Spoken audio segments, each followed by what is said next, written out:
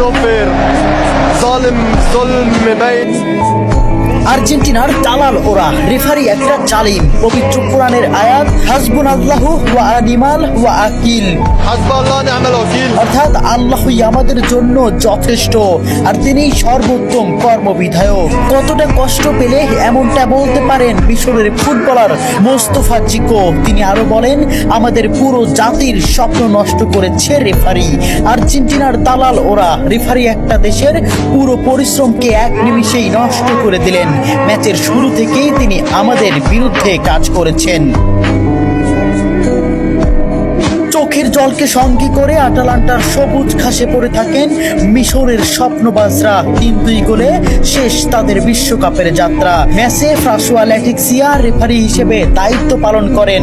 মিশরের একটি গোল বাতিলের পাশাপাশি ম্যাচের শেষ মুহূর্তে মোহাম্মদ সালার একটি ট্যাকেলও এড়িয়ে যান তিনি।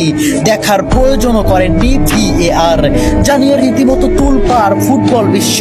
ওই কাউন্টার অ্যাটাকে গোল করে আর্জেন্টিনাকে এগিয়ে দেন অ্যানজো। শেষ পর্যন্ত মিশর হৃদয় ভাঙ্গা হারকে সঙ্গী করে মাঠ